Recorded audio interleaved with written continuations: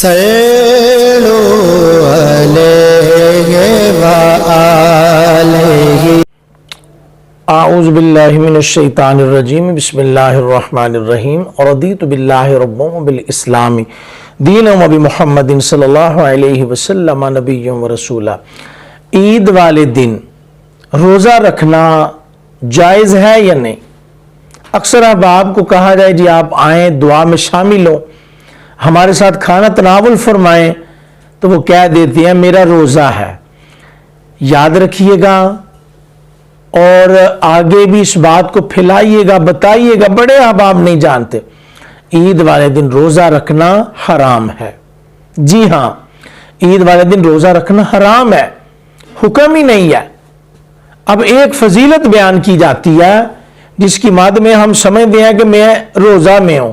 وہ کیا ہے کہ جس خوش نصیب نے قربانی کرنی ہے اس کے لیے بہتر ہے، مستحب یہ ہے، اچھا یہ ہے کہ وہ عید والے دن کا جو پہلا کھانا ہے نا، ناشتہ جسے ہم کہتے ہیں، وہ قربانی کے جو جانور ہے اس کے گوشت سے کرے۔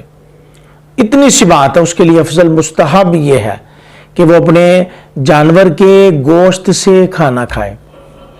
اب یہ روزہ تو نہ ہوا، اتنی سی بات ہے۔ اب یاد رکھیے گا اگر کسی بندے کو ذبح کرنے والا شخص نہیں ملا، ذابح نہیں ملا، اب وہ کیا کرے؟ اب اس کو ذبح کرنے والا بندہ نماز عصر میں ملا، نماز عصر کے قریب ملا، پہلے یا بعد میں، تو کیا وہ سارا دن بھوکا رہے گا، پیاسا رہے گا؟ بالکل نہیں، ایسا بالکل نہیں ہے۔ وہ کھا بھی سکتا ہے، پی بھی سکتا ہے، اس پر کوئی گناہ نہیں ہے، اس پر کوئی پکڑ نہیں ہے، اس پر کوئی مواخذہ نہیں ہے۔ ٹھیک ہے، یاد رکھیے گا بعض احباب اس کو بڑی شدت سے لیتے ہیں کہ میرا روزہ ہے، میں نے اب قربانی کا جو جانور ہے نا تو اس کے گوشت سے ہی میں نے کھانا کھانا ہے۔ آسانی اگر ہو، وقت سے آپ کو ذابح مل جائے، ذبح کر لیا جائے، کھانا بنا لیا جائے، تو اول وقت میں یہ آپ کو اگر سہولت مل جائے تو بہتر ہے۔ اگر آپ کو تخیر ہوتی ہے تو آپ کھا سکتے ہیں، پی سکتے ہیں، کوئی حرج نہیں ہے، اس پر کوئی گناہ نہیں ہے، اور اس کو روزے کا نام بالکل نہیں دیا جا سکتا، یہ روزہ نہیں ہے۔ ٹھیک ہے، امید کرتا ہوں آپ کو سمجھ آ گئی ہوگی۔